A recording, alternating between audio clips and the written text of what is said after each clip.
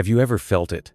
That profound, almost sacred ache in the very core of your being when you look at the world of modern romance? It's a deep, unsettling vibration, a feeling that the divine dance between man and woman has been intentionally disrupted, leaving souls adrift in a sea of superficial connections. You are not alone in sensing this profound disharmony. This feeling is a sign of your awakening, a stirring of your higher self, recognizing a truth that has been deliberately obscured. You are beginning to see through the grand illusion, to perceive the invisible chains that have been placed upon the heart of humanity. This is not a coincidence. It is a calling. A calling to understand the vast, intricate design that seeks to keep you weak, disconnected, and perpetually searching for a fulfillment that seems just out of reach. What you are about to hear will resonate with that deep part of you that knows something is fundamentally wrong. It will validate the whispers of your soul and arm you with the divine guidance necessary to reclaim your power. If this message vibrates with your own truth, let your energy be known. Acknowledge this connection by liking and subscribing, and share your own journey in the comments below, because your story is a crucial part of this collective awakening. Let the universe hear our unified voice. Let it echo with thousands of souls declaring, "I am not alone."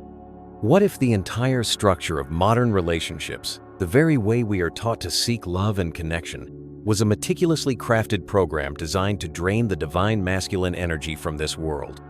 What if its purpose was to render men spiritually weak, emotionally bankrupt, and ultimately, nothing more than disposable consumers in a marketplace of fleeting intimacy? This isn't a new revelation. It's an ancient prophecy, a truth that was foreseen by souls who could perceive the subtle shifts in human frequency long before our time. A century ago, a powerful seer, a man named Nietzsche, peered into the future and saw the storm gathering on the horizon.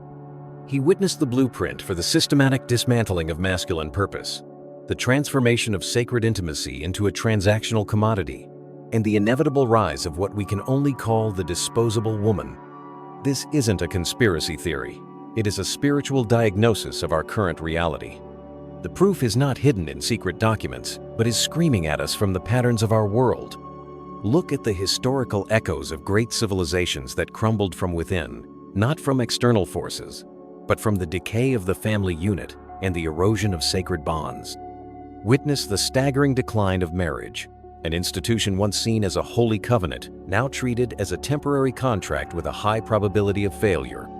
And feel, truly feel, the psychological warfare being waged through the cold, algorithmic corridors of dating apps, platforms that promise connection but deliver an endless parade of illusions, reinforcing a state of perpetual dissatisfaction and loneliness. And who, you must ask, benefits from this carefully orchestrated chaos? By the time your journey through this message is complete, you will see this grand trap for what it truly is: a system designed to harvest your life force, your emotional energy, and your divine potential. But this knowledge is not meant to bring despair. It is meant to be your liberation. It is the forbidden wisdom that will become your spiritual armor. It is the key to shattering the invisible chains and reclaiming your divine sovereignty in a world that desperately wants you docile, dependent, and perpetually desperate for something outside of yourself. The time has come to awaken. Imagine, for a moment, the year is 1890. A solitary figure, a scholar with eyes that could pierce the veil of time, sits in a dimly lit study. His fingers, stained with the ink of his revelations, clutch a quill. He scribbles with a ferocious urgency, channeling a truth that would ripple through the ages. His name was Friedrich Nietzsche. In that sacred moment, he wasn't just writing philosophy. He was penning a divine warning, a prophecy that would echo through the decades, a frequency that would be ignored by the sleeping masses but undeniably felt by those whose souls were ready to awaken and truly see. "Everything about woman has a solution," he wrote. "It is called pregnancy." Does this line shock you? Does it trigger the programming that has been installed in your mind? It is meant to. But you must understand, Nietzsche was not speaking from a place of malice or misogyny. He was a master diagnostician of the soul of society. He was not a hater of women. He was a lamenter of the loss of sacred balance. He possessed the profound sight to see the unraveling of the divine threads that bind men and women together, long before the invention of Tinder, long before divorce rates became a societal plague, and long before the narrative of the independent woman left countless men and women stranded in wastelands of emotional solitude, yearning for a connection they were told they no longer needed. He saw that when the natural, divine polarity between the masculine and feminine is disrupted, when their sacred roles are inverted and pathologized, a profound sickness infects the entire collective. His words were not an insult, but a desperate alarm bell about the consequences of straying from our divine blueprint. Let me weave for you a story, a modern parable that will resonate with a painful familiarity in your soul. Picture John. He is 28 years old, a successful lawyer, a man who has ticked all the boxes society told him to tick. His suits are sharp, his finances are secure, his life, from the outside, appears to be a monument to modern achievement. Yet, he finds himself on his 5th hinge date this month, caught in a cycle of hollow repetition. Each time, the script is a carbon copy of the last. There is the witty banter, a performance of cleverness. There is the false vulnerability, a carefully curated sharing of past wounds designed to create an illusion of depth. And then, inevitably, comes the line, the mantra of the disposable era. I'm not really looking for anything serious right now. John shrugs it off, as he has been conditioned to do. He plays the game, pretending that this is what he wants too. But as he drives home, the silence in his car is deafening, filled only by the gnawing emptiness that grows larger with each meaningless encounter. He is playing a game where the rules are designed for him to lose, a game where the goalposts are constantly shifting. No matter how much success he accumulates in the material world, it is never enough to fill the void within. Why? The answer is a painful one. Because modern romance has transmuted the sacred feminine into a series of transient, interchangeable figures in a man's life. This is not a fault of women themselves, but the result of their own programming. A system that rewards and encourages disposability. A system that has taught them to view connection not as a sacred covenant, but as a consumer choice among an endless array of options. Dating apps are not designed to forge lasting bonds. They are engineered to create addiction, to keep you swiping, to keep you trapped in the illusion of infinite choice. They are digital slot machines for the heart, where every match delivers a fleeting dopamine hit, a temporary validation that ultimately leaves the soul more starved than before. Social media is a meticulously edited highlight reel, a fantasy world that relentlessly skews our perception of reality, making genuine, flawed human connections seem inadequate and disappointing. And what of marriage? It has been systematically transformed into a high-risk legal minefield, a financial gamble where men, in particular, risk losing everything for returns that are diminishing with every passing year. Nietzsche diagnosed this spiritual illness perfectly. In Revenge and in Love, he warned, woman is more barbaric than man. This was not a condemnation but a profound observation. It is not because women are inherently cruel, but because when a society strips both men and women of their natural divine roles, when it severs them from their sacred purpose, a primal chaos is unleashed. When the feminine is unmoored from its creative, nurturing essence, and the masculine is unmoored from its purpose of providing and protecting, both are driven by their most wounded, barbaric instincts. This is not a new phenomenon. This is a recurring pattern in the grand cycle of civilizations. The mighty Roman Empire did not fall merely because of barbarian invasions from without. It crumbled from within, from the slow, insidious erosion of its core foundation, the family unit. When the Emperor Augustus saw the birth rates plummeting among the Roman elite, when he saw the sacred bonds of marriage dissolving into hedonism and convenience, he understood the grave danger. He enacted the Lex Julia, a series of laws designed to punish adultery and incentivize marriage and procreation. Why? Because he knew a universal truth that we have been programmed to forget. No strong families, no strong men. No strong men, no empire. Now, fast forward 2 millennia to the year 2024. The birth rate is collapsing across the Western world. Marriage is at an all-time low. Men are quietly checking out, refusing to participate in a system that seems rigged against them. They are quiet quitting relationships before they even have a chance to begin. And women? They are told to live their truth, to chase endless career ambitions and fleeting pleasures, even as an epidemic of loneliness and anxiety soars to unprecedented heights. They are living out the tragic fulfillment of another of Nietzsche's prophecies. When a woman has scholarly inclinations, he observed, there is usually something wrong with her sexuality. Again, this is not misogyny, it is a spiritual diagnosis. He foresaw that a society that disconnects femininity from its biological and emotional core, from its divine power of creation and nurturing, would produce a generation of deeply unhappy and unfulfilled women. And here is where the shadows grow darker still. You are told you have endless options. Swipe, match, repeat. A buffet of potential partners is at your fingertips. But what if this illusion of choice is the very mechanism of your enslavement? What if I told you that more choice inevitably leads to less satisfaction? The psychologist Barry Schwartz called it the paradox of choice, a modern term for a timeless truth that Nietzsche himself hinted at when he wrote, "Freedom is the will to be responsible to ourselves." But modern men are not free, they are paralyzed. Paralyzed by the endless options, by the constant fear of missing out. Should I commit to this person? What if there's someone better just a swipe away? What if she leaves and takes half of my assets? This is not empowerment. It is enslavement by abundance. It is a spiritual prison with invisible bars. And the women are casualties in this war as well, chasing an ever-receding mirage of the high-value man in a marketplace where value has been grotesquely distorted, measured not by character or virtue, but by Instagram followers and the size of a paycheck. So, what is the solution?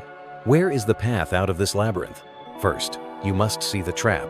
You must recognize the illusion for what it is. Then, you must refuse to play the game. Nietzsche's answer was profound in its simplicity. Become who you are. This is the great work of our time. It is a call to cease being a supplicant, a beggar for scraps of validation. It is a call to stop being a mere consumer of love and to become a man of divine purpose. Because you must understand this fundamental truth. When a man has a mission, a sacred purpose that sets his soul on fire, he no longer needs to beg for attention. He becomes a magnetic force. He attracts, he does not chase. But this is only the beginning of your awakening. Now we must expose the hidden architects of this modern dating dystopia, the forces that profit directly from male loneliness and female dissatisfaction. You will learn to spot their subtle tactics, to understand why so many men never recover from this psychological programming, and to embrace the one Nietzschean principle that holds the power to save you. Stay with me, for the rabbit hole goes far deeper than you can possibly imagine. The modern dating landscape did not evolve by accident. It did not spring forth organically from the natural progression of society. It was engineered. And like all masterful manipulations, the architects remain invisible, pulling the strings from the shadows while the masses, lost in confusion and pain, blame each other for the chaos. Nietzsche saw this playbook centuries ago. He warned of the priests and moralists who profit from human suffering and weakness. Today, those figures have simply swapped their robes for corporate suits and therapeutic jargon. He wrote, "The most common form of human stupidity is forgetting what one is trying to do. And right now, men and women alike have been made to forget the true purpose of sacred union. They have forgotten what love, commitment, and even divine desire are truly supposed to mean." Picture this. It is 1960. A cigarette-smoking advertising executive, a real-life Don Draper, leans over a polished mahogany desk. He slides a report to his colleagues. The title? How to Create Repeat Consumers. And what is the product they are selling? Not cars, not appliances. The product is relationships. Because the moment love was demoted from a sacred covenant to a consumer marketplace, someone was bound to figure out how to monetize its breakdown. Fast forward to today. Dating apps rake in billions of dollars a year. Their algorithms designed for maximum engagement, not successful relationships. Divorce lawyers build empires on the wreckage of broken families. Self-help gurus sell expensive courses on how to keep a man, preying on the very insecurities the system itself created. And the media, the great engine of cultural programming, sows endless gender wars for the cheap currency of clicks and outrage. This is not a coincidence, it is commerce. It is a vast, interconnected industry that thrives on your desperation. Nietzsche predicted it all. "The demand to be loved is the greatest of all arrogant presumptions," he declared. He understood that once love is framed as a right to be demanded, rather than a privilege to be earned through virtue and commitment, the market will always thrive on your despair. Take Mark, a 32-year-old engineer. He spends $200 a month on Tinder Platinum. He subscribes to 2 different dating coaches. He has read every book on female psychology. Yet, he is lonelier than he has ever been. Why? Because the system is not designed to help him succeed. It is designed to keep him searching, to keep him spending, to keep him a perpetual consumer in the marketplace of hope. The media narratives are a poison drip, constantly feeding us a diet of spiritual toxins. From the concept of toxic masculinity to the mantra of, "You don't need a man," the message is relentlessly clear. Men are redundant. Men are the problem. Yet the data tells a different story. Studies consistently show that women are unhappier than ever before in this so-called empowered landscape. Depression rates among young women are at historic, terrifying highs. More women than ever are freezing their eggs, a last-ditch, desperate effort to outrun the unyielding reality of their own biology. This is not progress. This is controlled demolition. Nietzsche, with his piercing insight, wrote, "A man's maturity consists in having found again the seriousness one had as a child, at play." But modern men are denied this sacred seriousness. Instead, they are told to open up, to bare their souls, only to be mocked for weakness when they do. They are told to be providers, then vilified for the very ambition and dominance required to provide. History, however, remembers what our amnesiac culture has forgotten. In ancient Sparta, a man's worth was not measured by his feelings, but by his ability to protect, to provide, and to persevere. The Spartans knew that without disciplined, strong men, civilization collapses. Rome learned this lesson far too late. As the Roman male became more sensitive, more civilized, more detached from his warrior essence, the barbarians stormed the gates. Now, consider the modern man. He is told that his natural vulnerability is a strength, yet the moment he cries in front of a woman, her attraction for him often evaporates on a biological level. He is told his ambition is toxic, yet women, by their hypergamous nature, still overwhelmingly chase status and resources. He is told traditional masculinity is oppressive, yet when a true crisis hits, society still screams in unison, "Where are the real men?" This is not evolution, it is sabotage. Nietzsche's concept of the will to power was never about domination over others. It was about the power of self-mastery, the power of agency over one's own life. And modern men are losing theirs. Enter the silent strike. Men are not just complaining. They are checking out of the system entirely. Marriage rates are at historic lows. Sperm counts have plummeted by over 50% in the last 40 years. Over 60% of young men are single, compared to just 30% of young women. This is not laziness. It is a rational response to an irrational system. Why risk marriage when the legal system is so heavily stacked against you? Why chase a career when inflation devours your earnings and your efforts are demonized? Why pursue a woman who has been systematically taught that you are, at your core, disposable? Nietzsche called this phenomenon the state of the last man, a creature who seeks only comfort and security, devoid of any higher purpose or great ambition. The man of knowledge, Nietzsche wrote, must be able to not only love his enemies, but also to hate his friends. This means he must have the strength to reject the comforting lies, even when they come from those closest to him. And right now, men are learning to hate the lies they've been fed. So how does a man navigate this spiritual minefield? First, stop consuming the poison. Delete the apps. Ignore the media. Recognize that every narrative designed to instill guilt in you for being a man is a weapon designed to weaken you. Second, rebuild. Nietzsche wrote, "You must have chaos within you to give birth to a dancing star. This means you must embrace the difficult path. Mission over validation." A man without a purpose is a magnet for manipulation. Find yours. Discipline over dopamine. The modern world runs on addiction. Break free from its grasp. silence over debate. You will not change the system by arguing with its puppets. You will change it by outperforming it. This path is not about blaming women or society. It is about recognizing a simple, profound truth. The world does not need more nice men. It needs dangerous men who choose to be good. The path forward is clear. 1. Embrace your darkness. Your shadow self is not your enemy. It is the source of your untapped power. 2. Reject modern slavery. Stop trading your life force for likes, clicks, and the cheap validation of a broken system. 3. Become inconvenient. The system fears nothing more than a man it cannot control.